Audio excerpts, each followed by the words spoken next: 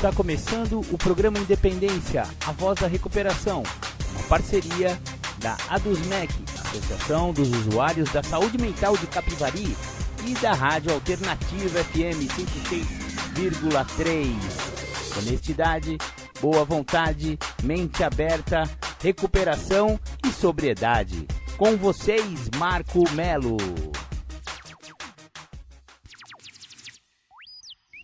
Marco Melo sou eu, e você já está no programa Independência do dia 28 de novembro de 2021. Seja muito bem-vindo, seja muito bem-vinda ao programa Independência deste domingo. Hoje falaremos sobre o livro grande, o livro de Alcoólicos Anônimos, intitulado Alcoólicos Anônimos. Aliás, a Irmandade Alcoólicos Anônimos se chama em função do livro Alcoólicos Anônimos. Ele foi publicado em 1939, sua primeira edição. É um dos livros que mais influenciou o pensamento ocidental no século XX, segundo vários autores e segundo vários pensadores deste século. Maravilha! Hoje então iremos resenhar o livro grande, o livro azul, o livro Alcoólicos Anônimos. Para começar o programa Independência, vamos lá tocar aquela lá do The Flanders, Um Dia Perfeito. Legal, você ouviu The Flanders, Um Dia Perfeito, a música que nós começamos o programa Independência. Afinal, ela fala daquele problema de alcoolismo que também pode acometer uma pessoa bem-sucedida. Você vê que o personagem da música é provavelmente um jogador de futebol ou algum ídolo do esporte aí, e mesmo assim ele tem problemas com álcool, ele fica sozinho lá de frente ao espelho e nem sequer se reconhece. É onde o alcoolismo, levou ele até o seu próprio fundo de poço. Cada um tem o seu fundo de poço, e uma pessoa que é bem sucedida, de boa família, que tem dinheiro, etc e tal, talvez o fundo de poço dela não seja tão gritante, como uma pessoa que está em situação de rua, etc e tal. Porém, também é um fundo de poço e também precisa de cuidados, tratamento e ajuda. E essa ajuda é conseguida de várias formas. Pode ser nos CAPs, pode ser com psicólogo, com psiquiatra, ou então pode ser através do programa de 12 passos de Alcoólicos Anônimos, se o problema for alcoolismo. Por falar em alcoolismo, o programa Independência de hoje, como eu já falei, vai resenhar o livro Alcoólicos Anônimos. Eu tenho um exemplar aqui deste livro, também conhecido na Irmandade como Livro Grande ou Livro Azul. O livro azul aqui que eu tenho na minha mão é a quarta reimpressão da quarta edição do original, cedida pela JUNAB, Junta de Serviços Gerais de Alcoólicos Anônimos do Brasil. A primeira edição desse livro foi em 1939, a segunda edição em 1955, a terceira edição em 1976 e essa edição que eu estou resenhando, ela é de 2001 e estamos na quarta reimpressão desta edição. Maravilha, maravilha. O livro já começa com o preâmbulo do AA, que é o seguinte: Alcoólicos Anônimos é uma irmandade de pessoas que compartilham suas experiências, forças e esperanças, a fim de resolver seu problema comum e ajudar outros a se recuperarem do alcoolismo. O único requisito para tornar-se membro é o desejo de parar de beber. Para ser membro de AA, não há taxas ou mensalidades. Somos autossuficientes graças às nossas próprias contribuições. A AA não está ligada a nenhuma seita ou religião, nenhum movimento político, nenhuma organização ou instituição. Não deseja entrar em qualquer controvérsia, não apoia nem combate quaisquer causas. Nosso propósito primordial é o de mantermos-nos sóbrios e ajudarmos outros alcoólicos a alcançarem a sobriedade. Direitos autorais de AA Grapevine Incorp. Muito legal, então o livro já começa com esse preâmbulo que ele é lido geralmente no começo de todas as reuniões de AA no mundo todo. Então a edição brasileira, que é essa que eu tenho, ela logo em seguida ela faz uma menção ao prefácio da primeira edição, que é muito interessante da gente discutir a respeito do prefácio, porque estamos falando de de uma edição de 1939, escrita pelos cofundadores do AA, Bill W. e Dr. Bob. Então vamos ver como que é o prefácio da primeira edição.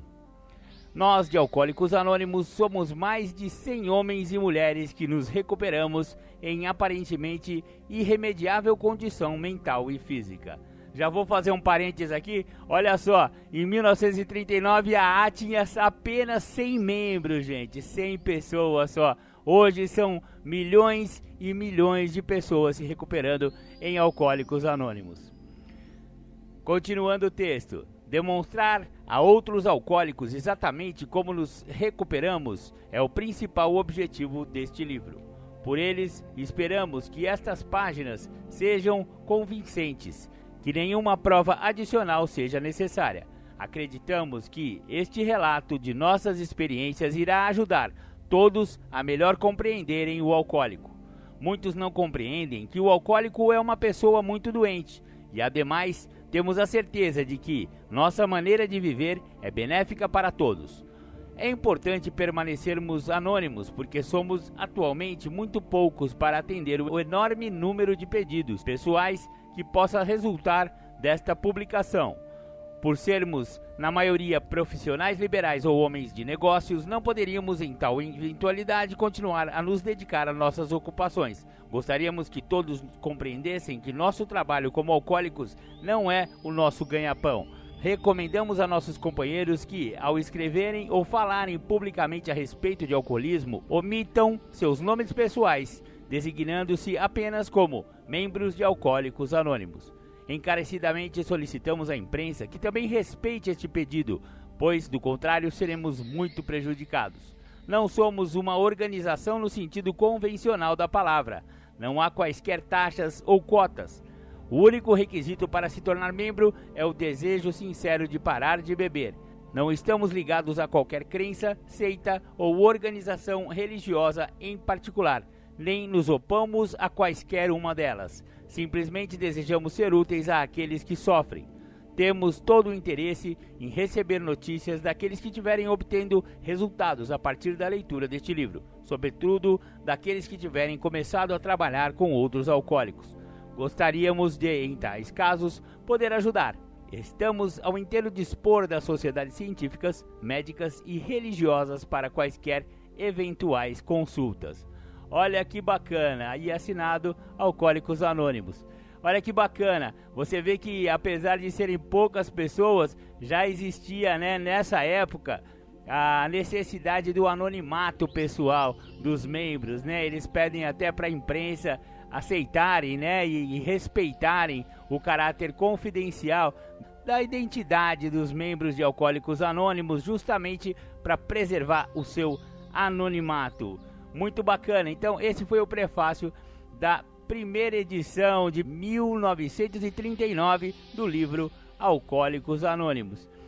Depois vem o prefácio da segunda edição e o prefácio da terceira edição e o prefácio desta presente edição, que eu também acho importante dividir com os amigos e amigas. Esta quarta edição de Alcoólicos Anônimos veio a público em novembro de 2001, no começo de um novo milênio. Desde a terceira edição, que foi publicada em 1976, o número de membros de AA dobrou, atingindo mais de 2 milhões de pessoas, com cerca de 100.800 grupos em 150 países. Olha só, já vou fazer um parênteses aqui. Isso aqui foi em 2001, galera. Vamos falar que 20 anos atrás já tinham 2 milhões. Hoje já estima-se que mais que dobrou e que sejam pelo menos 5 milhões de membros de Alcoólicos Anônimos. Continuando com o texto. A literatura tem desempenhado um importante papel no crescimento de AA. Um fenômeno notável no último quarto de século foi a explosão de traduções de nossa literatura básica para inúmeros idiomas e dialetos. Em cada um dos países em que a semente de AA foi plantada, ela primeiro fincou raízes lentamente, passando a crescer a largos passos a partir do momento em que se divulgou a literatura. Atualmente, o livro Alcoólicos Anônimos está traduzido em 43 idiomas. À medida que a mensagem de recuperação alcançava um número cada vez maior de pessoas, ela também passou a afetar as vidas de uma crescente variedade de alcoólicos. Quando a frase "somos pessoas que normalmente não se encontrariam juntas", na página 47 deste livro, foi escrita em 1939, ela se referia a uma irmandade composta em sua maioria por homens e umas poucas mulheres, provenientes de um ambiente social, étnico e econômico bastante parecido. Como muitas outras partes do texto básico de AA, essas palavras revelaram-se muito mais proféticas que nossos membros fundadores sequer poderiam imaginar. As histórias acrescentadas a esta edição representam a participação em nossa irmandade de pessoas cujas características, idade, gênero, raça e cultura se ampliaram e se aprofundaram para incluir virtualmente qualquer indivíduo que os nossos primeiros 100 membros poderiam esperar atingir. Enquanto nossa literatura preserva a integridade da mensagem de AA, amplas mudanças na sociedade como um todo se refletem em novos hábitos e procedimentos dentro da Irmandade. Por exemplo, aproveitando-se dos avanços tecnológicos, os membros de AA que dispõem de um computador podem participar de reuniões por internet, compartilhando com companheiros alcoólicos de todo o país e do mundo inteiro. Em qualquer reunião, em qualquer lugar, os AAs compartilham entre si experiências, forças e esperanças com o propósito de manterem-se sóbrios e ajudar outros alcoólicos. Moldem a moldem, cara a cara, cabo a cabo, os AAs falam na linguagem do coração, em todo o seu poder e simplicidade. Maravilha, maravilha. Então esse foi o prefácio da 4ª edição, essa presente edição que estamos resenhando, que o programa Independência hoje vai falar a respeito. Maravilha, maravilha. Agora vamos dar uma pausa, vamos tomar uma água e ouvir um som de recuperação. Eu vou botar para vocês aquela lá do Roberto Carlos, O Careta.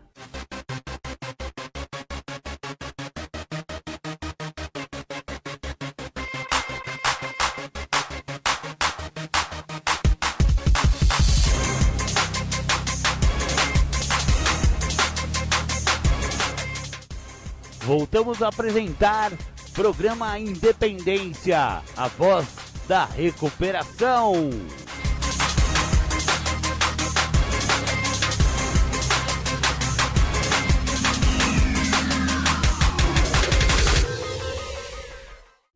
Bacana, bacana. Esse foi Roberto Carlos, o Careta. Essa música muito me lembra meu afilhado, meu amigo e meu querido companheiro e amigo Vanderlei. Ô Vanderlei, Vander, saudade demais de você, irmão. Tamo junto sempre, independente da distância, viu, parceiro? Beleza, beleza, voltamos com o programa Independência. Hoje estamos fazendo a resenha do livro Alcoólicos Anônimos, o livro mestre, o livro grande, o livro azul e o texto básico de Alcoólicos Anônimos. Toda a Irmandade surgiu em função, e em volta, em torno deste livro. É um livro que tem tudo a ver com recuperação do alcoolismo. Maravilha, maravilha. Agora eu vou falar a opinião de um médico, que está aqui no nosso livro azul, no livro azul de Alcoólicos Anônimos. O livro azul, ele tem a opinião desse médico. Esse médico, para você entender o contexto, foi ele que tratou do Bill. O Bill, cofundador do AA, Bill W., ele foi aqueles cachaceiros de marca maior, tá certo? Que nos Estados Unidos lá era uísque que tomava, eles são chique, Aqui seria cachaça mesmo, mas lá foi uísque. Mas tomou muito uísque vagabundo. Lá nos Estados Unidos não pensa que aqueles uísque lá são bons, não. É que nem a nossa cachaça, viu? É uísque vagabundo. Quando o cara tá no final da ativa, eu vou te falar, só toma porcaria. Parece gasolina de avião, pelo amor de Deus. Enfim, o Bill realmente estava naquele fundo de poço e ele já tinha sido internado diversas e diversas vezes pela esposa dele. E na época não existia, que nem hoje, Hoje tem a Irmandade de Alcoólicos Anônimos que já tem outra compreensão, a medicina tem outra compreensão, a psiquiatria tem outra total compreensão, o movimento não manicomial, que veio surgindo nos últimos anos, ainda melhorou mais este quadro, de internação, mas naquela época os alcoólicos eram fadados a ficarem em hospícios. Porque realmente o álcool, o final, né, do uso do álcool é a loucura, é a demência alcoólica. Amigão, se você gosta de beber um negócio a mais aí, ó, toma cuidado, porque o seu final é ficar louco, rapaz. É ficar numa sala almofadada em um hospício.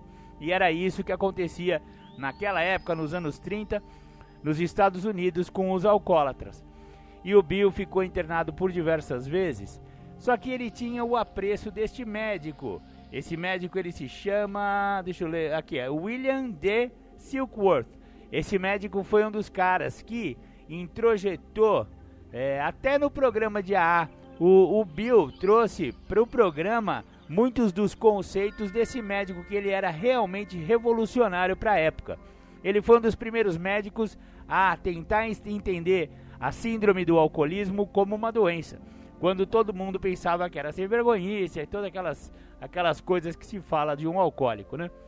Esse doutor não, ele já tinha uma compreensão um pouquinho mais elevada a respeito, e ele estava ajudando o Bill numa das suas internações, ou em algumas das suas internações.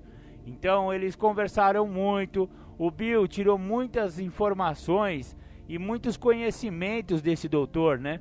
Então nada melhor, né, que o Bill o procurasse quando ele estava fazendo o livro de Alcoólicos Anônimos, para que ele desse a sua opinião. Então vamos direto ao texto para continuar nossa resenha, a opinião do médico. Nós, de Alcoólicos Anônimos, acreditamos que o leitor estará interessado na avaliação médica do plano de recuperação descrito neste livro. É sem dúvida um testemunho convincente aquele prestado pelos profissionais de medicina que lidam na prática com os sofrimentos de nossos membros e que presenciaram nossa volta a uma vida saudável.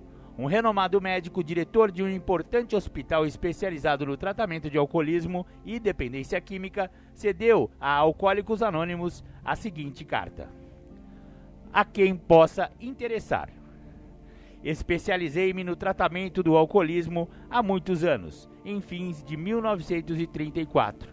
Atendi a um paciente que, embora tivesse sido um componente bem-sucedido homem de negócios, era um alcoólico de uma espécie que eu viera a considerar sem esperanças.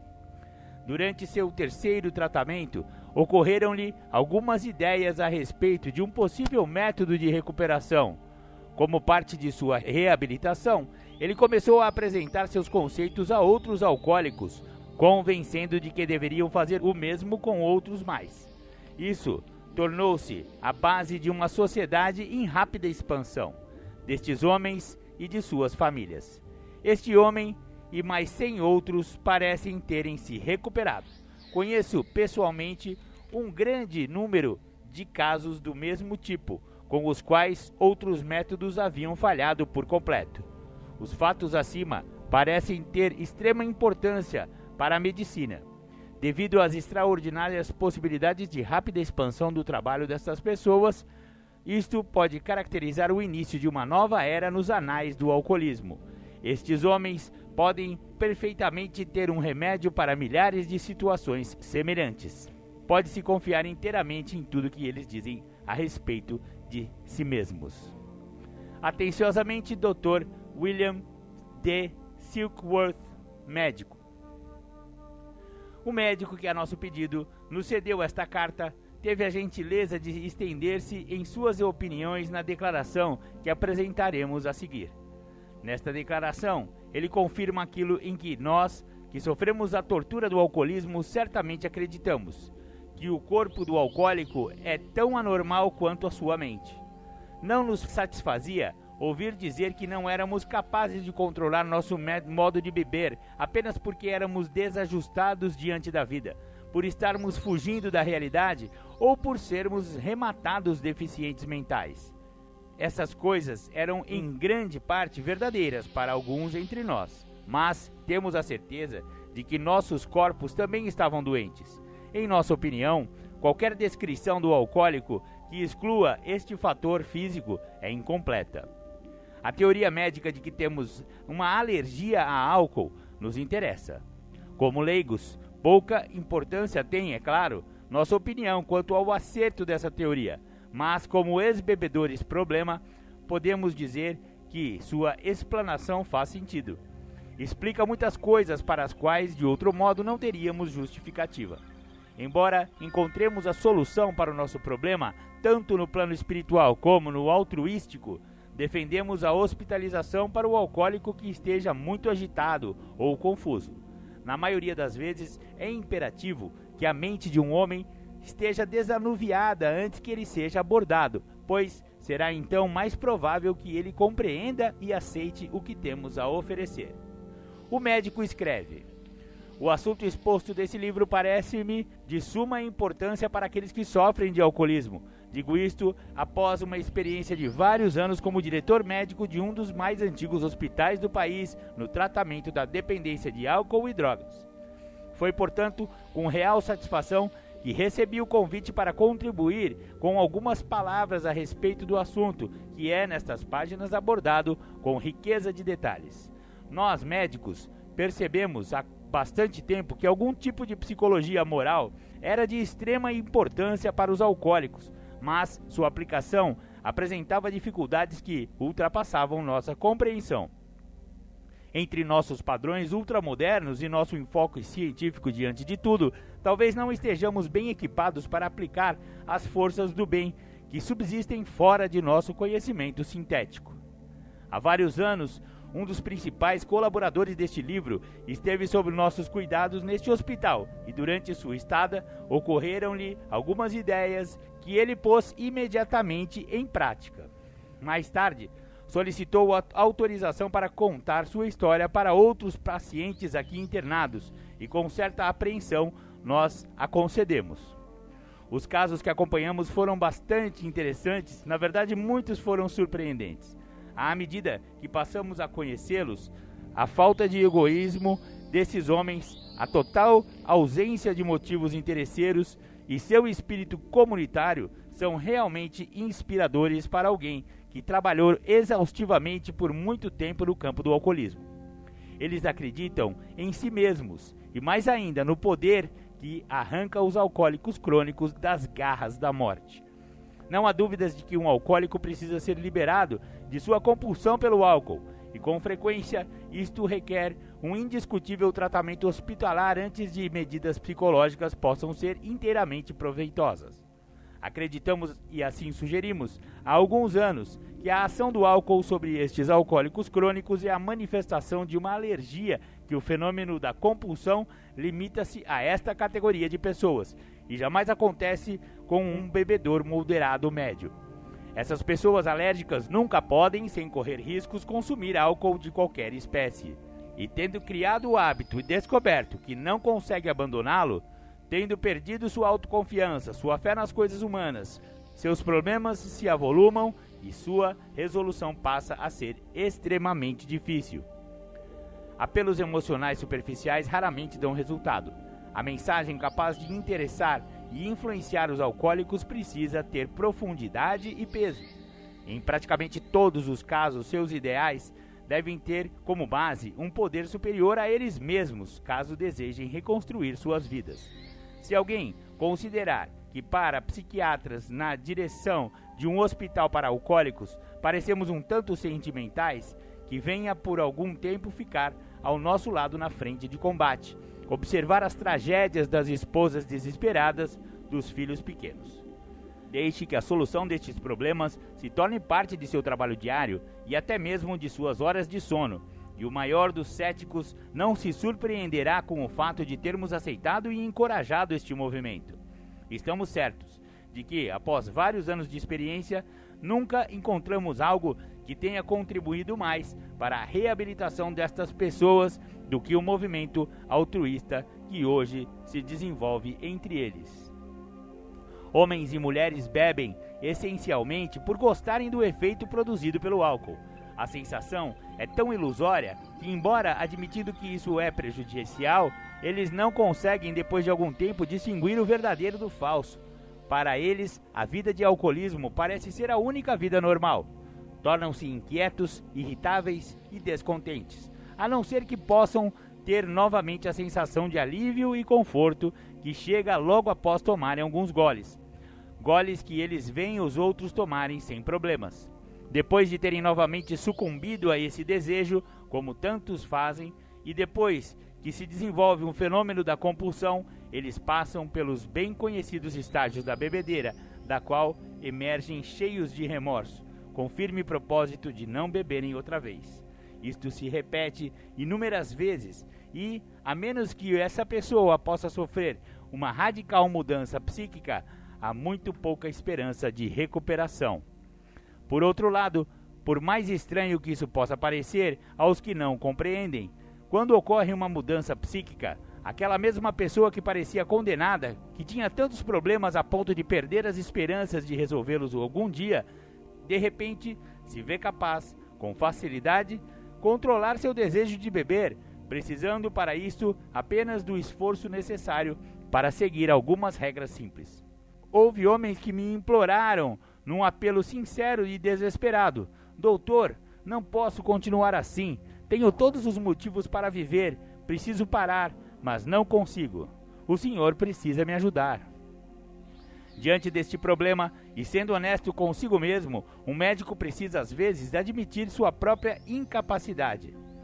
Embora dando tudo de si, muitas vezes não é suficiente. Sente que algo maior do que o poder humano é necessário para produzir uma mudança psíquica indispensável.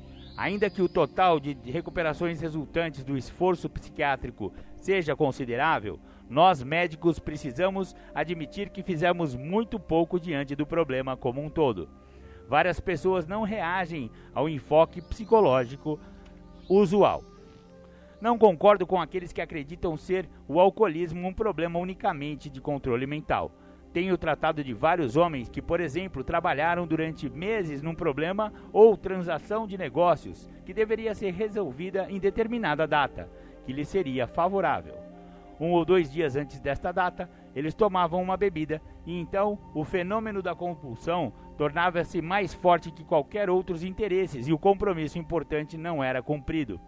Esses homens não estavam bebendo por fuga, bebiam para satisfazer uma compulsão acima de seu controle mental.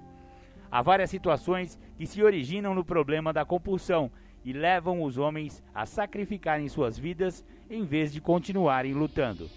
A classificação dos alcoólicos parece difícil e, sob vários aspectos, foge ao propósito deste livro. Existem, sem dúvida, os psicopatas, que são emocionalmente instáveis. Estamos todos familiarizados com este tipo. Eles estão sempre largando a bebida para valer. Sentem-se super arrependidos e fazem vários planos, mas nunca tomam uma decisão. Há o tipo de homem que reluta em admitir que não pode tomar uma bebida. Planeja várias maneiras de beber. Muda de marca ou ambiente. Há o tipo que sempre acredita que, tendo se livrado inteiramente do álcool por algum tempo, pode tomar um gole sem perigo. Há o tipo maníaco depressivo, que talvez seja o menos compreendido por seus amigos e a respeito do qual poderia ser escrito um capítulo inteiro. E há os tipos absolutamente normais sobre todos os aspectos, a não ser quanto ao efeito exercido sobre eles pelo álcool. Trata-se frequentemente de pessoas capazes, inteligentes e cordiais. Todos esses e muitos outros possuem um sintoma em comum. Não podem começar a beber sem desenvolver o fenômeno da compulsão. Este fenômeno, como já sugerimos, pode ser a manifestação de uma alergia que diferencia de tais pessoas e as coloca numa categoria especial. Nunca foi definitivamente erradicado por meio de quaisquer dos tratamentos que nos são familiares. O único alívio que podemos sugerir é a total abstinência. Isto nos lança imediatamente num caldeirão fervente de debates. Muito tem sido escrito a favor e contra, mas, entre os médicos, a opinião geral parece ser que a maioria dos alcoólicos crônicos está condenada. Qual a solução? Talvez eu possa responder melhor a essa pergunta com a narrativa de uma das minhas experiências. Cerca de 1 ano antes desta experiência, me foi trazido um homem para ser tratado de alcoolismo crônico. Estava parcialmente recuperado de uma hemorragia gástrica e parecia ser um caso de deterioração mental patológica. Havia perdido tudo e vivia apenas, pode-se dizer, para beber. Admitia e acreditava sinceramente que para ele não mais havia esperança. Após a eliminação do álcool, nenhum dano cerebral permanente foi encontrado. Ele aceitou o plano delineado por este livro. Um ano mais tarde veio me ver. Minha sensação foi muito estranha. Reconheci o homem pelo nome e em parte por seus traços, mas qualquer semelhança terminava ali. De uma ruína trêmula, desesperada e nervosa, emergira um homem cheio de autoconfiança e alegria. Conversei com ele durante algum tempo, mas não fui capaz de me convencer de que o havia conhecido antes. Para mim, ele era um estranho, e assim se despediu. Já se passou muito tempo e ele não voltou a beber. Quando preciso de estímulo mental, penso muitas vezes em outro caso trazido por um eminente médico de Nova York. O paciente havia feito seu próprio diagnóstico e concluído ser situação irremediável. Esconderam-se num celeiro abandonado, determinado a morrer. Fora resgatado por uma equipe de salvamento e em condições desesperadoras trazido para mim. Após a reabilitação física, teve comigo uma conversa na qual declarou com sinceridade que considerava o tratamento um esforço inútil, a menos que eu pudesse lhe garantir que ninguém jamais fizera, que no futuro ele seria a força de vontade de resistir ao impulso de beber. Seu problema alcoólico era tão complexo e sua depressão tão grande que acreditamos que sua última esperança estaria no que chamávamos então de psicologia moral. E duvidávamos de que até mesmo aquilo pudesse surtir algum efeito. Entretanto, ele se entregou às ideias contidas nesse livro. Não toma um só gole de bebida há muitos e muitos anos. Vejo-o de vez em quando e ele é sem dúvida o exemplo de homem que qualquer um gostaria de conhecer. Sinceramente aconselho a todos os alcoólicos que leiam este livro até o final. Embora talvez venham para zombar, pode ser que fiquem para uma prece. Dr. William D. Silkworth, médico. Muito bacana, então essa foi a declaração, né? A carta do Dr. Silkworth para o Bill, né? E para compor os textos que fizeram esse livro grande, esse livro azul, esse texto de Alcoólicos Anônimos, do livro Alcoólicos Anônimos. Bacana, bacana, vamos dar uma pausa agora, ouvir mais um sonzinho de recuperação aí e já já a gente volta com mais resenha do livro. O anonimato é o alicerce espiritual de todas as nossas tradições. Lembrando sempre de colocarmos os princípios acima de personalidades. O nosso maior objetivo é sempre levar a mensagem às pessoas que ainda sofrem. Eu agradeço a sua vida, JKS, porque graças a você, a mensagem chegou em mais um lar destruído. Em mais uma vida dominada pelo uso abusivo e compulsivo das drogas e do álcool. Só por hoje, eu aprendi a lutar contra essa doença, ainda que seja um dia de cada vez. Só por hoje eu tenho a certeza que Jesus Cristo é a pessoa mais importante da minha vida. Glória a Deus. Só por hoje eu posso me apoiar em vocês, meus companheiros. Até que eu possa caminhar sozinho, mas não foi nada fácil. Colei, fiquei um tempo firmão, só não tinha percebido honestidade, mudança de comportamento, atributos pra poder ficar limpo. Foi só me achar forte, rapaz, pra liberar o inimigo, o monstro que vive dentro de mim, que a todo momento tem que ser combatido. Lá estava eu outra vez, tragando um pouco mais da morte, esquecendo tudo que havia aprendido, a minha impotência falando mais forte. Ainda não, isso ou aquilo tinha me acontecido, bem pior de onde parei. Como posso ter permitido alguém aí? Será que pode me escutar? Alguém aí? Por favor, vem me ajudar. Eu lá trancado, cercado com tendência a suicídio. O telefone toca, eles dizem que alguém da minha família manda subir. Me tirar daqui sozinho eu não consigo. Vou voltar pros companheiros, só por hoje fica limpo. Que dor terrível, só agora percebo, não vale a pena. Progressivo, incontrolável, não tem cura essa doença. É hoje que vou te resistir, vou te rejeitar. Me dominar, fui seu escravo até ontem. Só que hoje vai mudar. Não vou fazer mais mal pra mim só por hoje. É hoje que vou te resistir, vou te rejeitar. É hoje que você vai ver que não pode me dominar. Fui seu escravo até ontem. Só que hoje vai mudar. Não vou fazer mais mal pra mim só por hoje. Deus, conceda-me serenidade para aceitar as coisas que eu não posso modificar, coragem para modificar aquelas que eu posso e sabedoria pra reconhecer as diferenças. É defesa, armadura, sei que protege minha vida. Seja feita a sua vontade, é o que a gente precisa. Obrigado pela minha família, obrigado pelos companheiros, obrigado pela sala aberta por estar em nosso meio, por me mostrar meu real tamanho, fundo de poço, dar a vida a quem não merecia. De novo, por me pegar em teu colo, por debaixo das suas asas, manifestar seu amor em alguém que não vale nada. E foi dentro da sala que aprendi a ser tesoureiro. Mente aberta, honestidade, reconquistei o respeito. Os evites essenciais, pessoas, lugares e hábitos. O lance é não se preocupar com o futuro e nem se culpar pelo passado. É hoje que vou te resistir, vou te rejeitar. É hoje que você vai ver que não pode me dominar. Fui seu escravo até ontem, só por hoje vai mudar. Não vou fazer mais mal pra mim, só por hoje, só por hoje. É hoje que vou te resistir, vou te rejeitar. É hoje que você vai ver que não pode me dominar. Fui seu escravo até ontem, só que hoje vai mudar. Não vou fazer mais mal pra mim, só por hoje. Me ajuda, oh Deus, a andar nos teus caminhos.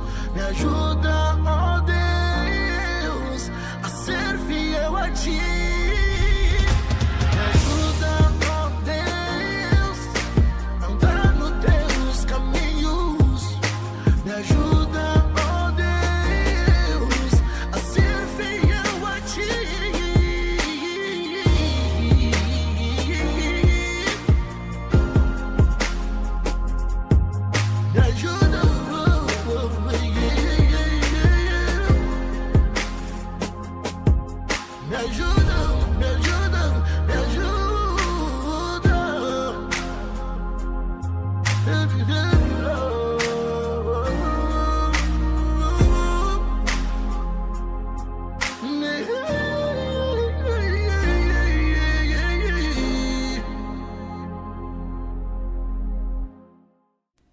Bacana, você ouviu aí o rap do Só Por Hoje, muito bacana esse rapzinho. Legal, legal, voltamos aqui à nossa resenha do livro Alcoólicos Anônimos. Agora, na sequência, né, o primeiro capítulo do livro, ele conta a história do Bill. A história de Bill W., cofundador de Alcoólicos Anônimos, mas é um capítulo um pouco extenso e eu não terei tempo neste programa Independência para falar a história do Bill, mas é uma história tão interessante que no domingo que vem falaremos exclusivamente da história de Bill, fundador de Alcoólicos Anônimos. Agora, para encerrarmos, né, a última parte, né, o último bloco da resenha do livro azul Anônimos, eu vou disponibilizar um pedacinho aqui que eu achei muito, que é no capítulo 2, Há uma Solução. O que aconteceu de extraordinário a todos nós foi o fato de termos descoberto uma solução em comum. Temos um caminho a respeito do qual concordamos unanimemente e no qual podemos nos unir, numa atividade fraterna e harmoniosa. Esta é a grande notícia trazida por este livro àqueles que sofrem de alcoolismo. Uma doença como esta, e viemos a acreditar que é uma doença, envolve aqueles que nos cercam, como nenhuma outra enfermidade humana. Se ela sofre de câncer, todos sentem muito por ela e ninguém fica zangado ou ferido. Mas o mesmo não ocorre no caso da doença do alcoolismo, pois ela traz consigo a destruição de todas as coisas valiosas.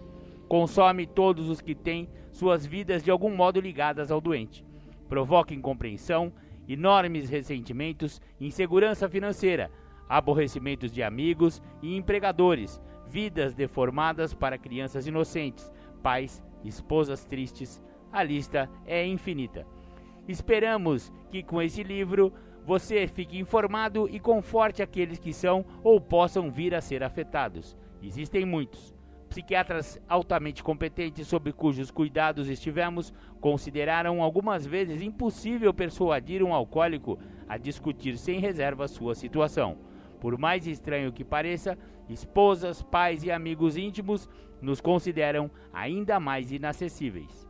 Mas o ex-bebedor problema, que encontrou esta solução, ou seja, a solução de Alcoólicos Anônimos, né, pessoal? Que está adequadamente equipado com os fatos de sua própria vida, pode, em geral, ganhar a inteira confiança de outro alcoólico em algumas horas. Antes que se consiga atingir esse tipo de entendimento, pouco ou nada pode ser realizado. Então, essa é a parte que eu achei legal do capítulo 2, para ser disponibilizada aí com vocês. E agora tem uma parte que eu acho que é o resumo de um alcoólico, é uma anedota, né? Uma figura aqui que se faz, que eu acho muito interessante, então eu também vou trocar com vocês aí. Nosso comportamento em relação ao primeiro gole é tão absurdo e tão incompreensível quanto o de alguém que adore, digamos, zigue-zaguear no meio do trânsito. Sua grande emoção é pular por entre os carros em alta velocidade. Diverte-se com isso por algum tempo, apesar das advertências dos amigos. Até aí, você o classificaria como um camarada idiota, com ideias amalucadas sobre divertimento. A sorte, então, o abandona e ele sai levemente ferido várias vezes seguidas. Seria de se esperar que ele, se fosse normal, parasse com aquilo. Em pouco tempo, é novamente atropelado e desta vez sofre uma fratura de crânio. Uma semana depois de sair do hospital, um veículo em alta velocidade quebra-lhe o braço. Ele diz que tomou a decisão de parar de zigue-zaguear nas ruas de uma vez por todas, mas, dentro de poucas semanas, quebra as 2 pernas. Ano após ano, seu comportamento continuou o mesmo, acompanhado de suas repetidas promessas de ser cuidadoso ou afastar-se definitivamente das ruas. Até que ele não mais consegue trabalhar. Sua mulher pede o divórcio e ele cai no ridículo. Tenta de todas as maneiras tirar da cabeça a ideia de zigue-zaguear no meio do trânsito. Interna-se num sanatório na esperança de se corrigir. Mas, no dia em que sai, corre para a frente de um carro de bombeiros que lhe quebra a espinha dorsal. Um homem assim seria louco, não é mesmo? Você pode achar que nosso exemplo é ridículo demais, mas será que o é? Nós que fomos duramente testados, somos obrigados a admitir que se substituirmos zigue-zaguear nas ruas por alcoolismo, o exemplo se adapta perfeitamente ao nosso caso. Por mais inteligente que fôssemos sobre outros aspectos, éramos absurdamente loucos quando se tratava de álcool. A linguagem é forte, mas é ou não é verdade? Então, essa parte que eu gosto bastante desse livro, porque ele faz uma brincadeira e substitui alcoolismo por zigue-zaguear no meio do trânsito. Imagine que o cara é maluco, que ele gosta de ficar na avenida movimentada. Imagine aqui em Capivari, o cara fica lá na 12. Fica na 12, bem na hora do movimento forte, quando a playboyzada tá vindo a milhão com os carros, o cara gosta de ficar na rua, a pé, com o peito aberto ali, ó, esperando os carros passarem. Parece que o cara é maluco, né? A gente ia querer internar, ia chamar a polícia pra aquele cara. Meu, tem um cara ali no meio da rua, querendo ser atropelado, é louco, né? Agora, quando se fala de alcoolismo, é mais ou menos a mesma coisa que o cara faz, malandro. Ele é como se ele estivesse zigue-zagueando no meio da rua. Ele tá querendo morrer e ninguém dá uma força, ninguém ajuda, né? Ninguém, vírgula. A Irmandade de Alcoólicos Anônimos está lá justamente para isso, para ajudar pessoas que têm ideias amalucadas a respeito não de zigue-zaguear no meio do trânsito, porém de beber de uma maneira que está em rota de colisão para a morte. Né? Agora, para encerrar a resenha do livro azul, claro que não falamos tudo, esse livro é muito legal. Vocês que estão nos ouvindo deveriam procurar a Sala de Alcoólicos Anônimos, a Sala de Capivari, aberta todas as quartas e sextas-feiras às 20 horas e aos domingos às 9 horas da manhã. Lá tem esse livro, é só encomendar com os companheiros que você vai conseguir adquirir, ou então no aa.org.br, você vai lá na loja virtual de Alcoólicos Anônimos e pode comprar online esse livro, acho que R$46, se eu não me engano. Entregam na sua casa, no conforto da sua casa, tal, beleza. Capítulo 5, como funciona o programa de AA. Eu vou ler só um trechinho que é muito importante, porque é a mudança necessária, que é o querer. Uma das tradições, né, que a gente até estudou na semana passada, a terceira tradição, diz que o único requisito para ser membro da Irmandade de Alcoólicos Anônimos é o desejo de parar de beber. Então, você pode amarrar o cara, você pode bater no cara, você pode prender o cara. Se ele não quiser parar de beber, ele não vai parar de beber. Então, a primeira pessoa do singular que tem que fazer e botar na cabeça dele que chega, que não aguenta mais sofrer, que tá na hora de mudar esse rumo dessa vida, que tá tudo errado, né? Esse beber aí não é mais saudável, não é mais gostoso, não é mais social. Então, o programa de AA vem justamente nesse sentido. O cara quer, o cara para. Ele precisa ir numa sala e começar a frequentar. Capítulo 5, como funciona. Raramente vimos alguém fracassar tendo seguido cuidadosamente nosso caminho. Os que não se recuperam são pessoas que não conseguem ou não querem se entregar por completo a este programa simples.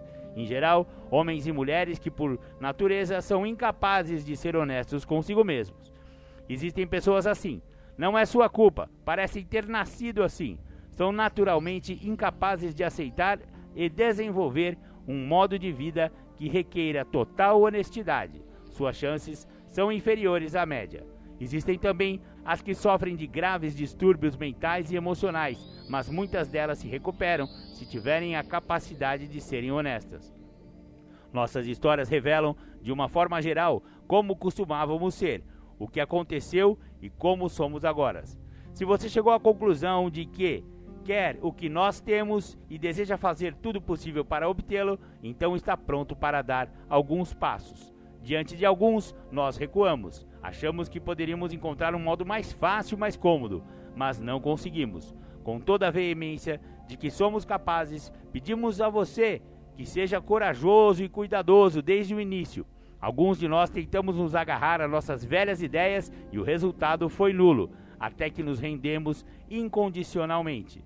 Lembre-se que estamos lidando com o álcool, traiçoeiro, desconcertante, poderoso. Sem ajuda é demais para nós, mas há alguém que tem todo o poder. Este alguém é Deus, que você possa encontrá-lo agora. Meias medidas de nada adiantam, continuamos no ponto crítico. Pedimos a ele a proteção, o cuidado, em total abandono.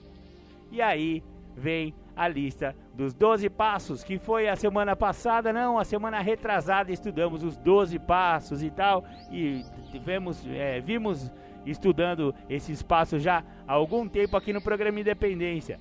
Maravilha, maravilha. Então, essa foi a nossa humilde, né, resenha do livro Alcoólicos Anônimos. Espero que vocês tenham pelo menos se interessado pelo assunto e, como eu já fiz o convite, farei de novo. Vá a uma sala e conheça melhor este programa de recuperação do alcoolismo, presente em mais de 180 países e que é o mais eficaz no tratamento de alcoolismo em todo o mundo. Bacana, bacana. Agora vamos para os nossos apoios culturais e depois vai vir o Bruno Góes no segundo bloco do programa Independência.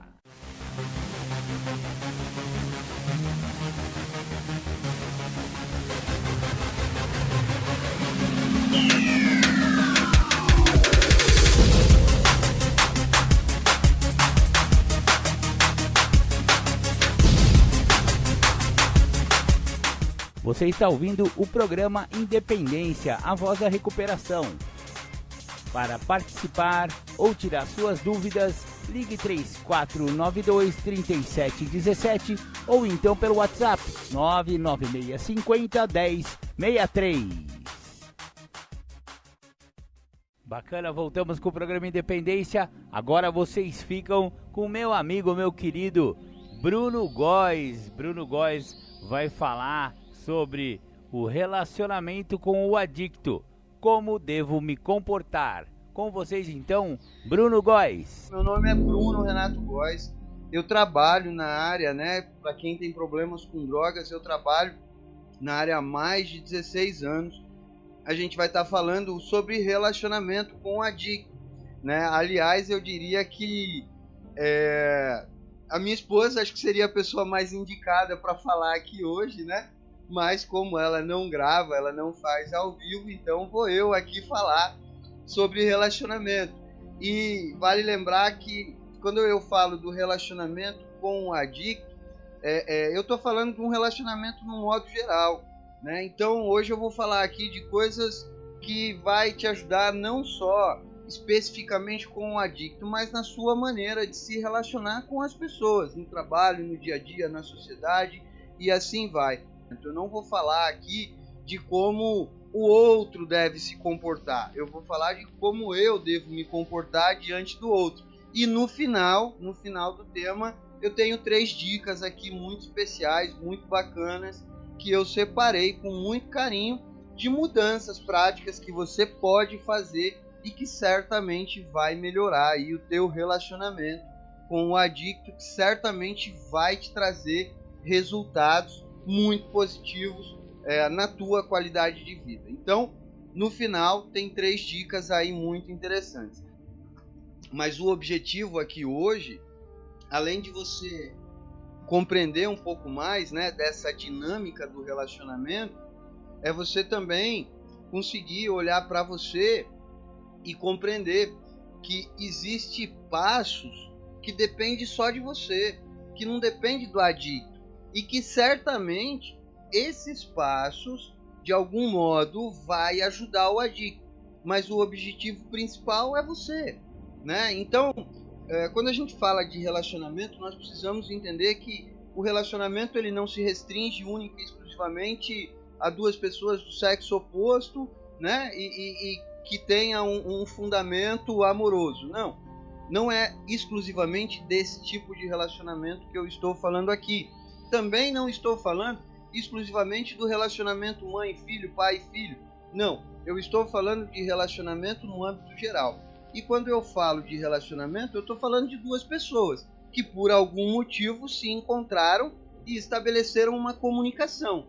Por exemplo, eu trabalho com clínica, né?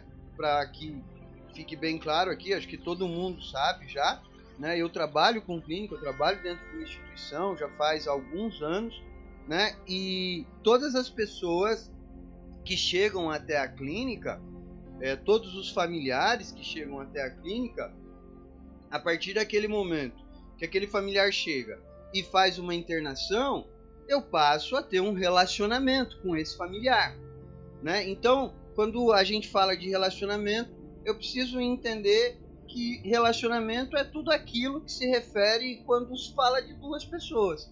Eu e mais alguém passo a ter uma comunicação e essa comunicação de alguma forma terá uma interferência na minha vida. Na live em que eu falei sobre desligamento emocional, eu também falei da importância das emoções para a minha vida. Eu também falei do quanto da forma como eu funciono no mundo e a forma como essas emoções determinam as minhas reações. Então, só para a gente lembrar aqui, eu preciso entender que eu sou um ser humano, né? Existem algumas características que são particulares pelo fato de ser humano, né? Algumas características que me diferenciam das outras espécies, né? Dos animais, dos cachorros, dos gatos, das árvores, das plantas. Existem algumas características que me diferenciam dessas outras espécies, e uma dessas características é as emoções, são os sentimentos, né? E é muito interessante porque essas emoções, esses sentimentos, eles são provenientes, né? Eles são fundamentados nas minhas experiências. O tempo todo o meu corpo ele está fazendo leitura de tudo aquilo que está acontecendo ao meu redor, né? Eu estou vendo coisas, eu estou sentindo coisas, eu estou experimentando coisas, eu estou sentindo o gosto, eu estou sentindo o cheiro, eu estou ouvindo, eu estou tocando. Então, de algum modo, o meu corpo o tempo todo está experimentando aquilo que está acontecendo ao meu redor. Durante um período da nossa vida, né, um período ali, infância, pré-adolescência, nós chegamos aqui como se a gente fosse um disco virgem, né? Como se eu fosse um pendrive vazio. E durante um período da minha vida, eu passo absorvendo essas experiências, tudo aquilo que eu toco, tudo aquilo que eu experimento, tudo aquilo que eu sinto, para que eu adquira maneiras e meios de lidar com o mundo ao meu redor, né? Então, durante um período da minha vida, eu estou só absorvendo, né? Quando criança, por exemplo, se você pega uma caixa de papelão e dá para uma criança de 3 anos, 4 anos de idade, essa caixa de papelão vira um carrinho, essa caixa de papelão vira um avião, essa caixa de papelão vira um castelo, essa caixa de papelão vira um monte de coisa e é um brinquedo que dura por algum tempo. Já se você der uma caixa de papelão para mim, que tenho 34 anos de idade, não vai ter muito significado. No máximo, talvez eu consiga guardar algumas coisas ali dentro, né? Então, perceba que quando criança, o fato de não ter muitas informações ainda, o fato de não ter absorvido, né, experiências, valores, preço, não ter adquirido ainda muito conhecimento, traz uma certa inocência, né? Então, dentro desse processo, também vem os relacionamentos. Os relacionamentos, eles têm um papel fundamental nessa construção. Os relacionamentos, eles começam justamente a determinar os meus valores, os meus princípios, quais são as minhas direções, aquilo que realmente importa na minha vida, aquilo que não importa, o que deve ser conservado, o que não deve ser conservado, né? Então, é muito interessante esse momento da relação, porque nesse momento muita coisa está sendo construída ao mesmo tempo. Nesse período, né, de desenvolvimento, de crescimento, muita coisa está sendo construída. A relação, ela começa a desenvolver, e dentro desse desenvolvimento eu começo a ter algumas pessoas como figura de referência na minha vida, como figura de autoridade na minha vida. Então, por exemplo, dentro da casa do meu pai, eu me lembro muito nitidamente, quando a gente era criança, né? Eu sou o mais novo, eu sou o caçula, eu brincava na sala, enquanto meus irmãos estavam na escola, porque eles estudavam à noite, eu estava sozinho em casa. E quando começava o Jornal Nacional, olha eu fazendo merchandising aí do Jornal Nacional, né? Quando começava o Jornal Nacional, bastava o meu pai olhar e eu já sabia que a partir daquele momento eu já não podia mais fazer nenhum barulho. Era o olhar do meu pai era o suficiente para me dizer que a partir daquele momento eu não poderia fazer mais nenhum barulho, porque começou o Jornal Nacional e ele ia assistir o Jornal Nacional. E se durante a minha brincadeira ele olhasse para mim de novo, eu sabia que ele estava ficando incomodado com a brincadeira que eu estava fazendo e por esse motivo eu deveria me retirar dali. Eu deveria ir brincar no quarto, ir brincar em qualquer outro lugar, mas ali eu estava incomodando. Dentro desse processo, olha que construção interessante que acontece. Eu tenho uma figura de referência, alguém que está me dizendo assim, ó, aqui tem regra, aqui tem limite, aqui existe um lugar e esse lugar tem alguém que manda nele. Então existe alguém de referência que também traz uma figura de autoridade. Então a relação que começa a ser construída a partir desse ponto é uma relação com uma figura de referência e de autoridade. A grande questão é que ao longo do tempo a gente vai crescendo, a gente vai evoluindo, a gente vai aprendendo, a gente vai apanhando da vida.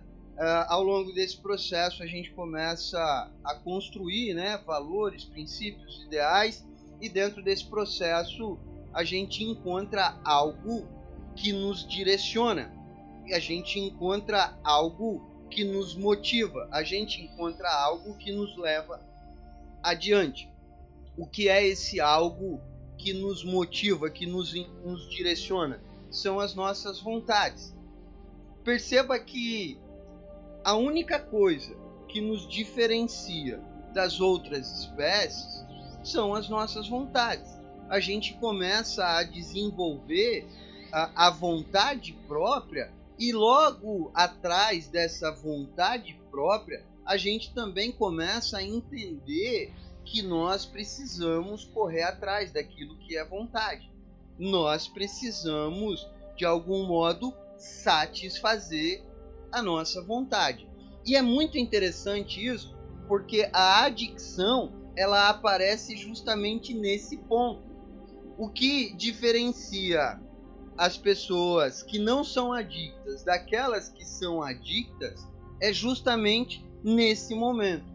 As pessoas que não são adictas, elas compreendem que nem todas as suas vontades serão satisfeitas, serão preenchidas por aqueles que estão ao seu redor te servindo, né? Durante o processo da vida, os meus primeiros contatos é com meu pai, minha mãe, meus irmãos. Depois eu começo a ter contato com pessoas do meu bairro, depois da escola, tio, tia e assim vai.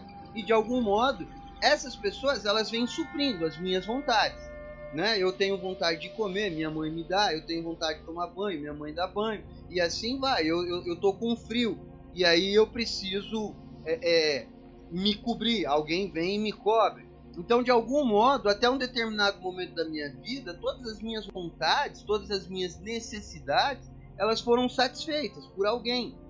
E existia um ponto muito interessante: a diferença entre necessidade e vontade, né?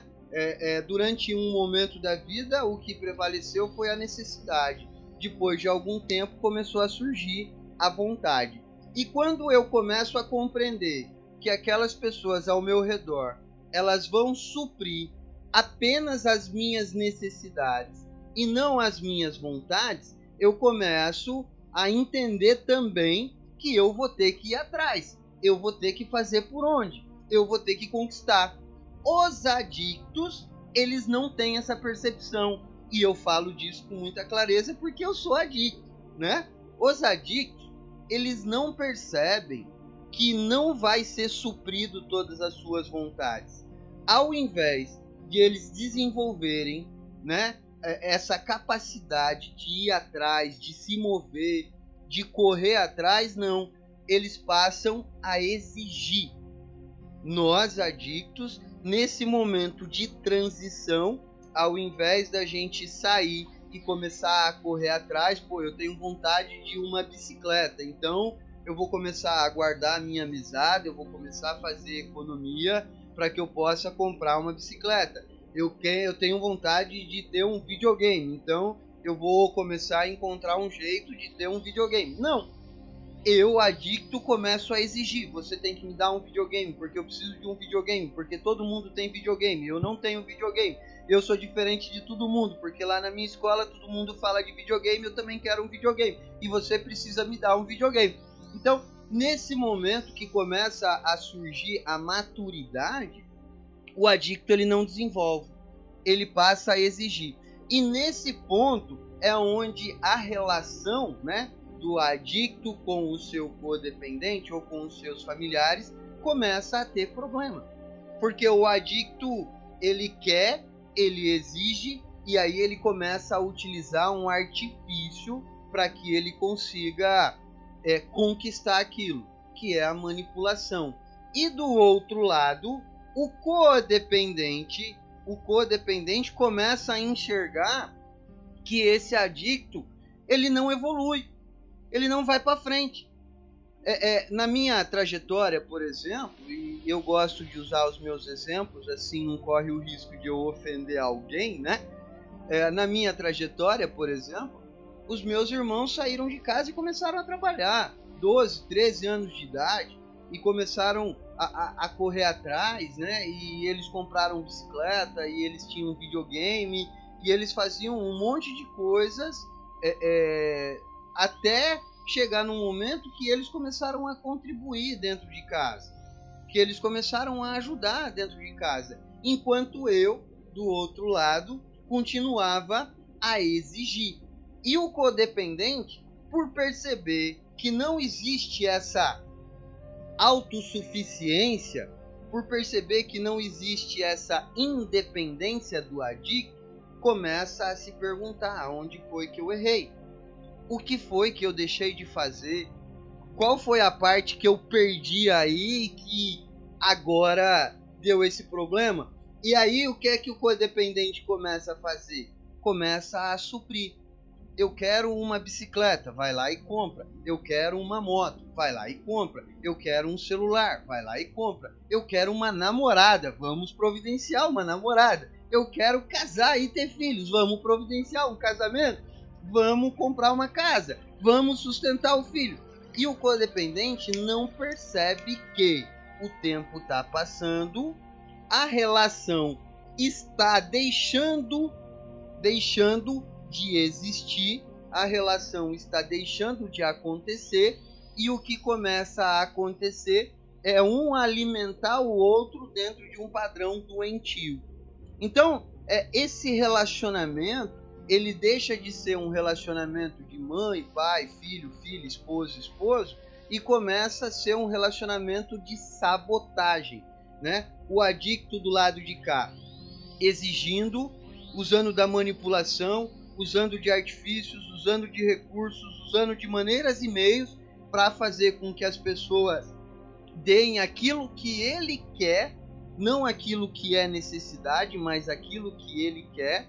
E do outro lado, o familiar codependente começa a perder a noção, começa a perder o contato com a realidade, pelo fato de se questionar: aonde foi que eu errei, o que foi que eu deixei de fazer, qual foi o ponto que eu perdi, será que eu deveria ter sido mais dura, será que eu deveria ter sido mais brando, aonde foi que eu errei? Justamente por essa culpa começa a suprir, na expectativa de que, se eu criar um ambiente perfeito, ele vai funcionar.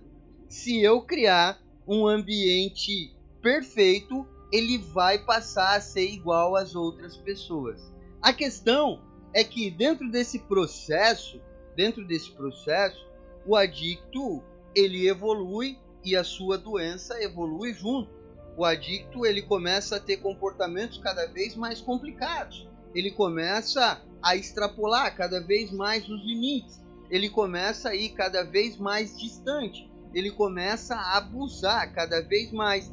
E o codependente, já adoecido e fragilizado do lado de cá, começa a perder o senso daquilo que seria certo e daquilo que seria errado, né? Começa a trocar os seus valores, os seus princípios, por aquilo que nós conhecemos como doença da adicção, né? É muito comum, por exemplo, eu ouvi das famílias relatos do tipo assim: eu tive que mentir na empresa porque senão ele ia perder o emprego dele.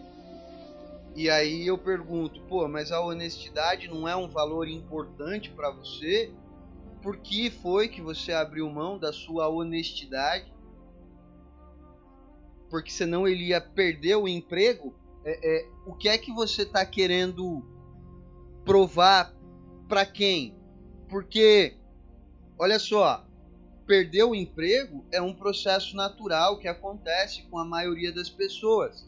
E perder o emprego só acontece por dois motivos: ou porque eu não sou mais suficiente para aquela empresa, ou porque a empresa não precisa mais de mim.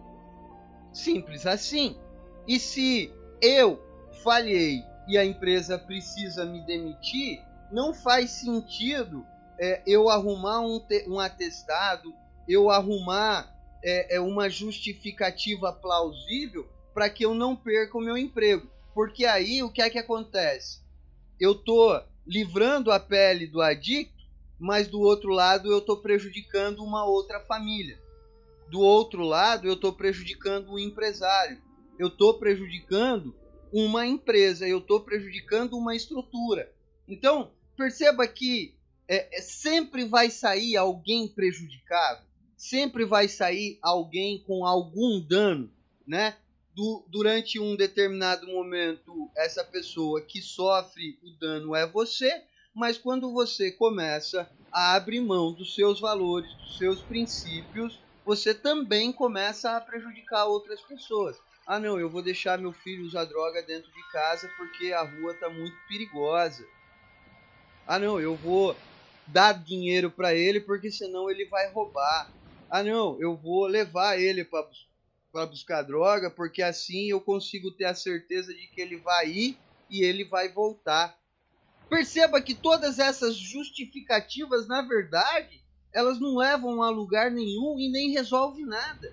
Porque, no fundo, a expectativa que você tem e que não é real é de que você vai conseguir controlar. A expectativa que você tem é de que o adicto ele está sob seu domínio, sob seu poder, e isso não é uma verdade. Ele nunca esteve sob seu domínio, ele nunca esteve sob seu poder e você não vai conseguir controlar. E aí começa a acontecer algo muito interessante, que é você perder o teu espaço, você perder o teu lugar, você começa a abrir mão de coisas que deveriam ser importantes, mas não são. Você começa a abrir mão da família, você deixa de dar atenção para as outras pessoas, você deixa de fazer aquilo que deveria ser importante para você, como se cuidar da sua própria saúde, se alimentar, cuidar do cabelo, cuidar da maquiagem, cuidar da unha, cuidar da roupa, cuidar do seu próprio bem-estar para suprir a necessidade na expectativa de que, se eu criar o ambiente perfeito, ele vai funcionar. Então perceba que a relação que é construída ao longo desse processo deixa de ser uma relação funcional e passa a ser um relacionamento completamente doentio. Você sai da sua condição de mãe, de pai, de esposa, de irmão e vai para qualquer outro lugar, menos para essa condição aonde você deveria estar. E por que é que eu digo que você sai dessa condição? Porque aos poucos você vai se tirando desse lugar. Aos poucos você vai se colocando num lugar que não é seu. Quando você tenta de algum modo compreender ele e sentar junto e se colocar numa condição de amigo, né? Ah, não, vou deixar ele usar aqui dentro de casa porque aqui dentro de casa é mais seguro. O que é que você está dizendo para ele? Olha, dentro desse ambiente aqui não tem regra, não tem limite. Aqui você pode fazer o que você quiser. Aqui é você que manda e eu obedeço. Então, perceba que a relação ela deixa de existir. E aí entra um ponto extremamente importante que eu preciso falar aqui para vocês. Olha só, para quem já me acompanha há algum tempo, já ouviu eu falando disso algumas vezes e eu vou falar de novo aqui. Se você chegou nesse estágio, nessa condição em que você está perdida, você não sabe mais qual é o seu lugar, eu não consigo mais ser mãe, eu não consigo mais ser esposa, se a sua vida virou de ponta cabeça, nesse ponto, o que é que você precisa fazer é mudar o teu posicionamento. E quando eu digo mudar o teu posicionamento, olha só, o que muda o teu posicionamento não é aquilo que você fala. Não é aquilo que você fala, é aquilo que você faz. É a maneira como você se coloca diante da situação. É a maneira como você se comporta ao longo do processo. Então não é apenas eu simplesmente dizer: você me respeite porque eu sou sua mãe, você me respeite porque eu sou o seu pai. Você deveria me respeitar porque eu sou a tua esposa. Não. Quando eu falo de posicionamento, é a mensagem que eu passo mesmo quando eu estou calado nos meus comportamentos, no meu dia a dia, dentro desse processo de relacionamento. Olha só, eu preciso ter muito claro para mim o que é que eu quero, qual é o lugar que eu quero estar, qual é a posição que eu quero ocupar na vida dessa pessoa, aonde é que eu deveria estar, qual é o meu papel dentro dessa estrutura do qual eu convivo. Acredito que todo mundo que está aqui hoje tem uma família. E dentro dessa família, qual é o teu papel? Qual é o teu lugar? É aí mesmo que você gostaria de estar? É nesse lugar que você está hoje que você gostaria de estar?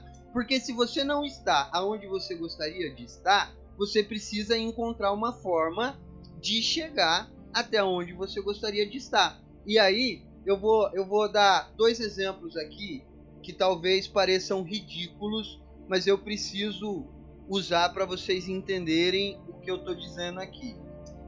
Primeiro exemplo, por que é que a Ferrari não faz propaganda na Rede Globo? Por que é que a Ferrari não faz propaganda na Rede Globo? Por que é que durante o intervalo da novela das 8 não passa lá propaganda da Ferrari? Compre uma Ferrari, super promoção, final de ano. Inclusive, eu tenho certeza absoluta, se eu perguntar para qualquer pessoa quando foi a última vez que você viu uma promoção da Ferrari, eu tenho certeza que ninguém nunca nem viu uma promoção da Ferrari. E por que é que a Ferrari, a empresa Ferrari, se comporta desse jeito? Porque a Ferrari, ela tem muito bem claro que aquele não é o lugar dela. Ali não cabe para ela, ali não é interessante para ela, não é ali que ela quer estar. O público que a Ferrari quer não está na TV aberta, não está ali. Talvez o público que a Ferrari queira não está nem assistindo televisão. Então, perceba que há um posicionamento da Ferrari. A Volkswagen faz propaganda de carro, e nós estamos falando de carro. A Volkswagen faz propaganda de carro na TV aberta.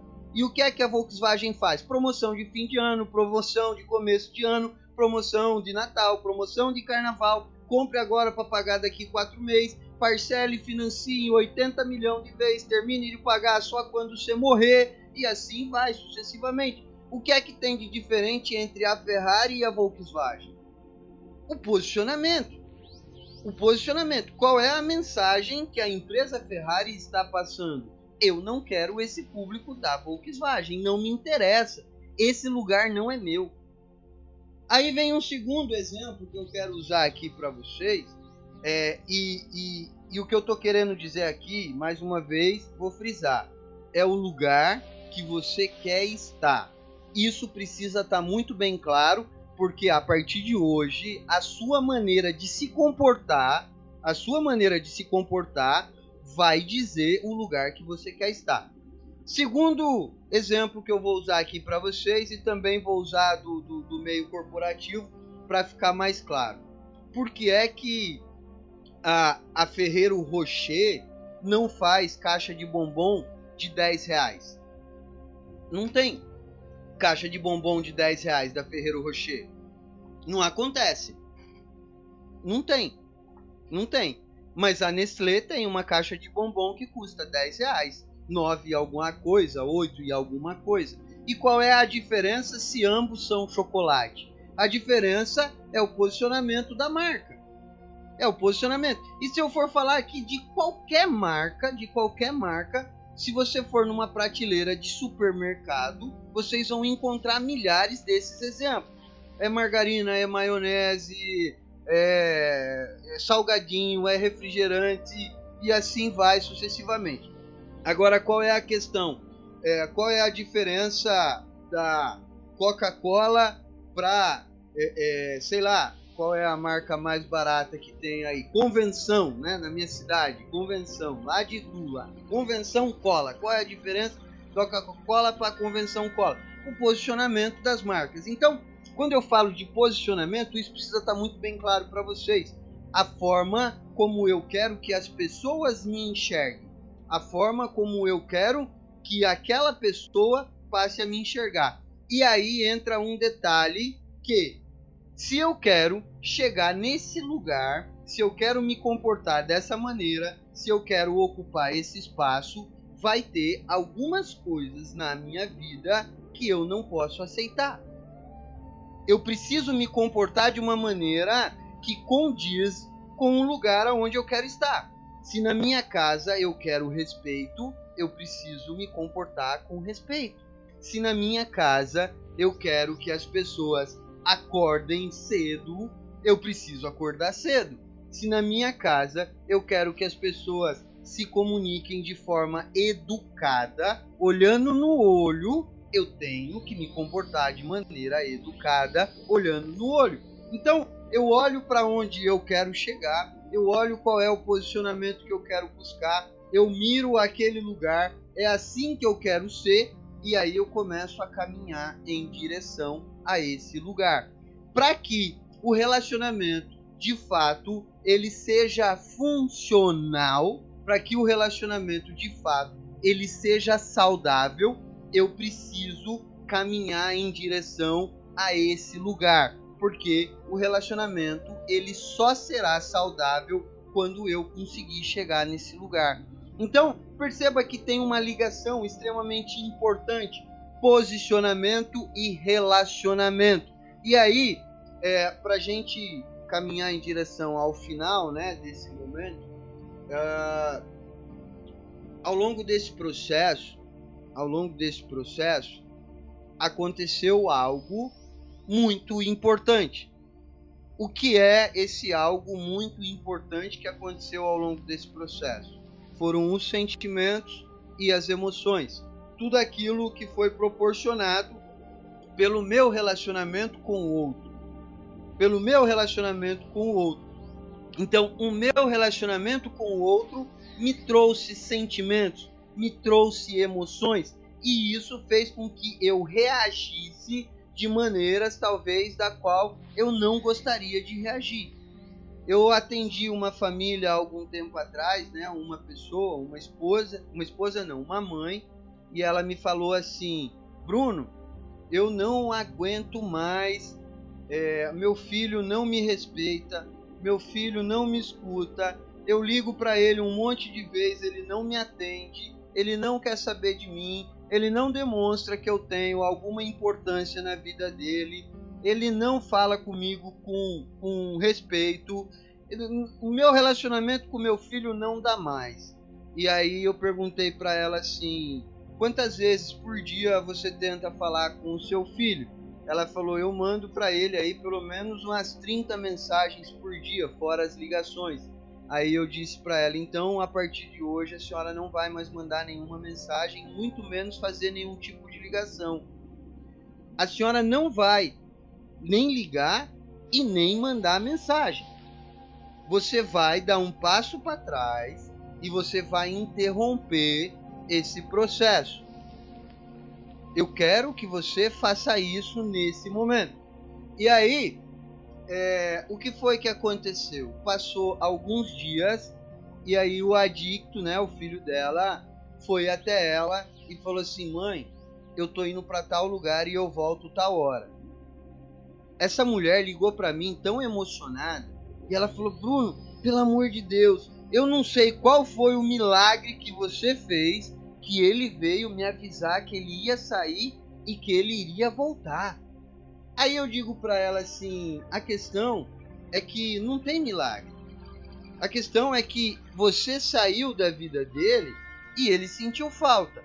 E pelo fato de ele sentir falta, se você procurava ele para buscar informação, quando ele vier de lá para cá, ele vai te trazer informação, porque é esse o caminho que ele tem para se aproximar de você. Agora tem um ponto mais importante do que o fato dele ter vindo te trazer informação. Eu digo: qual foi o teu sentimento quando ele te procurou e te trouxe essa informação de que ele iria sair? Ela falou: pô, eu fiquei muito feliz, eu fiquei muito alegre. E aí eu disse para ela assim: e qual era o teu sentimento quando você mandava uma mensagem e ele não respondia, ou quando você ligava e ele não atendia? E aí ela me falou: pô, eu ficava frustrada, eu ficava triste, eu me sentia descartada, eu me sentia muito mal, inútil. E aí eu digo para ela: há quantos anos tem o teu filho? Ela me falou assim, ele tem acho que 25 mais ou menos. Eu falei, agora imagina você construir uma relação ao longo de 15 anos pautada em frustração, pautada em sentimento de abandono, sentimento de desprezo. Como que essa relação vai ser funcional se o sentimento que alimenta essa relação são sentimentos negativos? Agora, se você não procurou, se você não foi atrás e ele veio de lá para cá e você teve um sentimento bom, qual será o fruto dessa relação depois de algum tempo construindo, alimentado por sentimentos bons? Então perceba que uma mudança muito simples, uma mudança muito sutil, mas que faz toda a diferença dentro de um relacionamento. O problema não é eu ligar ou eu deixar de ligar. O problema não é o contato que eu tenho, e sim o sentimento que está sendo nutrido dentro dessa relação. E aí, para encerrar aqui, como eu falei, eu ia deixar 3 dicas fundamentais para a gente poder mudar essa trajetória e para a gente mudar essa relação e para a gente poder mudar, inclusive, esse sentimento que está sendo nutrido. Antes de dar as dicas aqui, eu vi que o Luiz Fernando falou que trabalha na Volkswagen. Luiz Fernando, não se sinta ofendido pelos meus comentários aqui, tá? Eu usei só como exemplo, tá? Não se sinta ofendido. Mas eu tenho certeza que você entendeu o que eu falei aqui. Tenho certeza absoluta que você entendeu. Então, vamos lá. Olha só. Se o problema da relação é os sentimentos que estão sendo nutridos ao longo desse processo, como que eu faço, então, para que a minha relação ela seja honesta? Como que eu faço, então, para que a minha relação ela seja construtiva? Como que eu faço, então, para que eu deixe de nutrir sentimentos negativos dentro dessa relação? Primeira dica: pare de fazer promessas que você não vai cumprir. Não adianta você dizer assim: eu não vou te dar dinheiro nunca mais. Porque se você sair, eu não deixo você nunca mais entrar em casa. Porque você nunca mais pega no meu carro. Porque eu não te amo nunca mais. Porque não sei o quê. Não faça promessa que você não vai cumprir. Todas as vezes que você promete algo e você não cumpre, você está se desmoralizando diante do outro. Se eu chego para você e digo assim: olha só, amanhã a gente vai sair e vamos fazer um lanche. E aí, no horário combinado, eu não compareço, eu não chego, não acontece. Você não vai, não dá certo porque eu não dou notícia, eu não dou satisfação, eu sumo. Qual é a visão que você vai ter sobre mim? De que eu sou uma pessoa que não cumpre o que fala, que não cumpre aquilo que se compromete.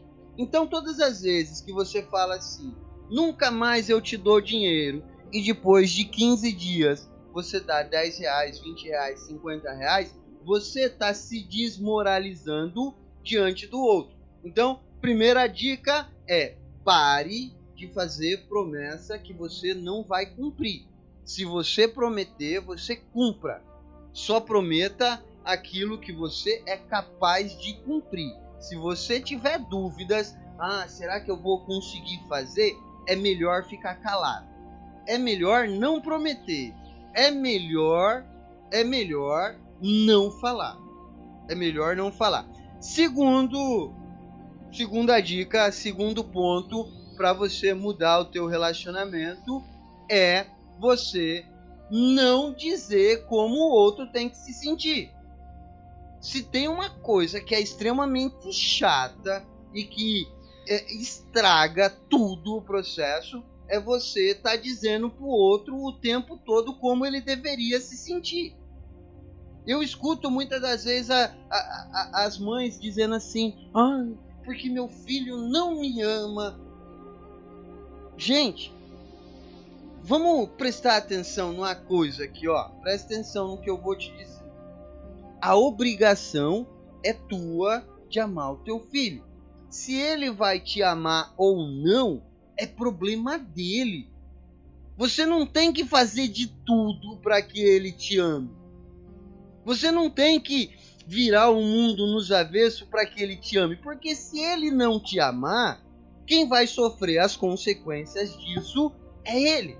Então você não tem que estar dizendo o tempo todo para ele como ele deve se sentir. Você deve me amar. Porque você não percebe o quanto você me maltrata. Você deveria ficar chateado por me tratar assim. Você deveria se arrepender de fazer essas coisas. Pare de dizer como que o outro deve se sentir. Olhe para os teus sentimentos. Quais são os teus sentimentos? O que importa é os teus sentimentos. E os únicos que você pode mudar são os seus. Você não pode mudar o sentimento dos outros. Eu tenho um filho de 6 anos de idade. A minha obrigação como pai, o meu papel é amar o meu filho, é cuidar, é prover a ele tudo aquilo que ele necessita. Agora, se ele vai me amar ou não, é problema dele, não é problema meu. Isso é responsabilidade dele, não é minha. E ao longo do processo da vida dele, talvez ele olhe para mim e fale: pô, esse cara é uma referência na minha vida, eu amo ele. Ou talvez não.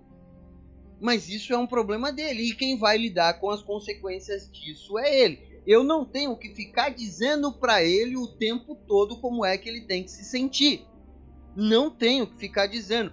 Muito pelo contrário, quando eu fico dizendo ao outro como ele tem que se sentir, é como se eu ignorasse o sentimento que de fato ele tem.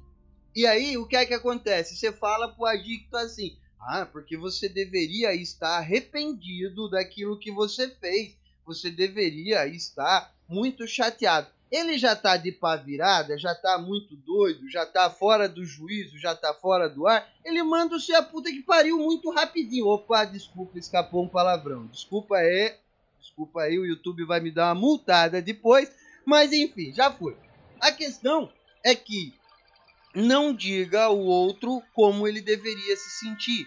Respeite o sentimento do outro. Respeite o sentimento do outro. Mas o sentimento do outro me machuca. E aí a gente entra na terceira dica, e a mais importante de todas, e a mais legal de todas, a dica mais bacana de todas. Se o comportamento do outro está te machucando, se aquilo que o outro está fazendo está te machucando, é porque você está se anulando. É porque você está anulando os seus próprios sentimentos. É porque você não está conseguindo se posicionar e dizer como é que você se sente. Então, ao invés de você dizer para o outro como ele deveria se sentir, você começa a falar dos teus sentimentos. Pô, eu tô magoada com você. Eu estou chateada. Eu estou triste. Você me machucou. Você me faz mal. Os teus comportamentos, as tuas atitudes têm interferido na minha vida e têm me causado danos. Para de se anular naquela ideia de que eu não vou falar para ele porque senão ele vai ficar chateadinho e ele vai usar droga. Eu não vou falar para ele porque senão ele vai ficar magoado comigo. Eu não vou falar para ele porque senão ele não vai me amar. Deixa eu te falar uma coisa aqui. A adicção é uma doença que cega as pessoas. O núcleo da doença é o total isolamento. E o isolamento, ele se alimenta do egocentrismo. Se o indivíduo está dentro do ego, ele não tem noção do que é que ele está fazendo. E se você não falar para ele, ele não vai saber que ele está te magoando, que ele está te machucando. Então, ao invés de você ficar dizendo para ele, porque você deveria fazer isso, porque você se sente assim, porque você deveria se sentir assado. Fale dos teus sentimentos, fale da tua mágoa, fale do quanto você tem se sentido machucada, do quanto você tem se sentido desprezada, do quanto você está se sentindo ofendida dentro dessa relação. E o principal de tudo, respeite os teus próprios sentimentos, porque se você não respeita os teus sentimentos, ninguém na face da terra vai respeitar. Se você continua se anulando, se você continua, não, eu não vou fazer um almoço que eu quero hoje porque eu vou fazer a comidinha que ele gosta. Não, eu não vou tomar café da manhã agora porque eu vou esperar ele levantar às 11 da manhã para tomar café da manhã com ele. Não, eu não vou jantar agora porque eu vou esperar ele chegar para poder jantar com ele. Cada vez que você faz isso, você está se anulando. Você está deixando de lado aquilo que deveria ser importante para você e você está priorizando aquela pessoa. Você está priorizando o outro. E aí, quando eu falo de posicionamento, não tem como eu me posicionar, não tem como eu passar uma mensagem para o outro se eu não mudar a minha maneira de me comportar. A hora que ele chegar em casa e não tiver mais nada na mesa, porque o café da manhã já foi pro vinagre, todo mundo já comeu e o que sobrou ali foi meia dúzia de prato sujo, e ele fala assim: ei, cadê meu café? E você virar para ele e falar: bonitão, já foi, passou da hora, perdeu, ele vai começar a entender que tem regra, que tem horário, e que na próxima vez, se ele chegar fora do horário, já foi, perdeu. Vocês já se hospedaram em hotel? Quando você vai se hospedar em hotel é assim. Você chega no hotel, você é recepcionado e aí tem o café da manhã. Normalmente as pessoas já avisam logo no check-in. O café da manhã é das 6 às 9. Chegou lá 9h15, já era, perdeu o café da manhã. E na nossa vida, a gente precisa entender que tudo isso que eu estou dizendo aqui, talvez soe meio estranho. Mas a grande questão é que tudo isso que eu estou dizendo aqui não é nenhum absurdo. Porque se você for olhar para você, você vai descobrir que a tua vida um dia foi assim. A tua vida um dia teve regras. Que a tua vida um dia ela teve limite. Que a tua vida um dia ela teve funcionalidade. Alguma coisa aconteceu que parou de funcionar, que deixou de ter regras. Em algum momento você se perdeu e alguém te engoliu. Então, nesse momento, quando a gente fala de relacionamento, é muito importante o teu posicionamento.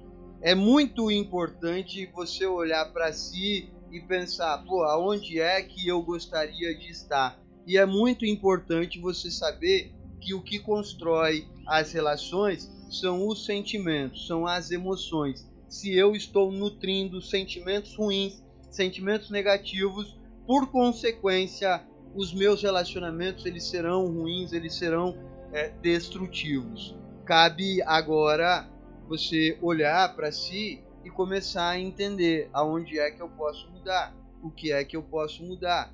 Porque se eu quero ter um relacionamento mais saudável, essa mudança ela precisa partir de mim. Se eu preciso de respeito, se eu preciso voltar a ser mãe, voltar a ser esposa, me colocar no lugar, eu preciso agir como tal. Eu preciso agir como tal. Gente, muito bom, muito bom, muito bom, muito bom, muito bom. Eu gosto muito disso, eu me empolgo, eu vou embora. E eu vou falando do assunto aqui, se deixar eu vou até meia-noite. Muito obrigado de coração, muito obrigado de verdade. Para mim é muito bacana estar aqui, eu fico muito feliz, muito grato. Espero de fato que vocês consigam colocar em prática tudo isso que foi dito aqui hoje. Fiquem com Deus, beijão, até semana que vem.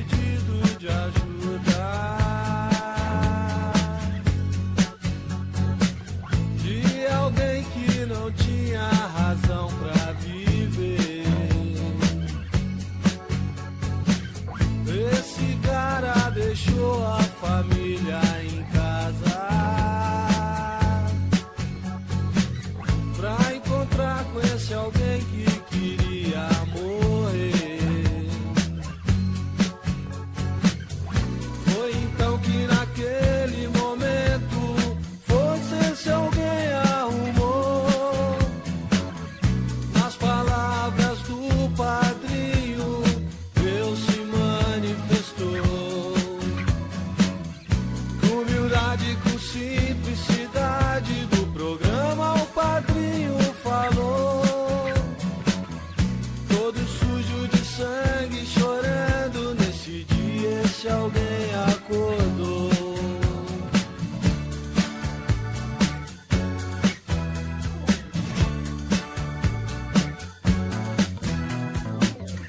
Dia a dia ele indo no grupo,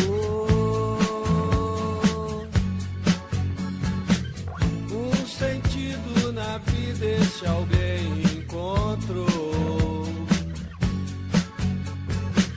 E através de um sincero desejo,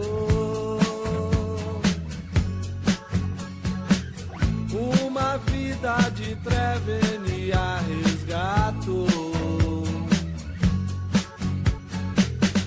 E voltando pra casa sem droga, sua mulher de alegria chorou.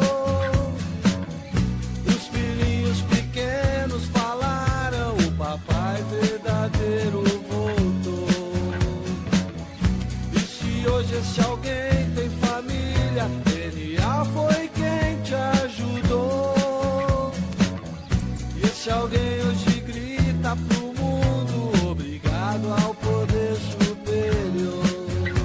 Obrigado ao poder superior. Essa é a maneira que a gente encontrou de agradecer ao meu e a todos os padrinhos de NA. Só por hoje, obrigado. Atendendo um pedido de ajuda,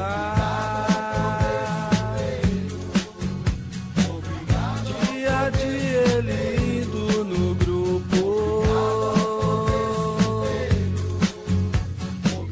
e através de um sincero desejo,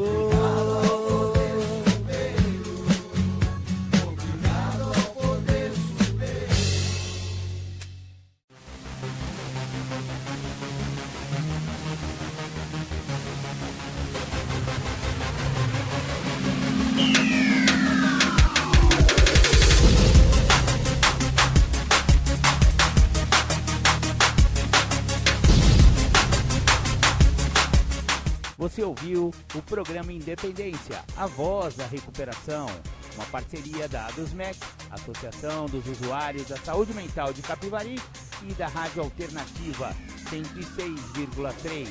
Até domingo que vem, com mais informações a respeito de dependência química e alcoolismo. Obrigado, até mais!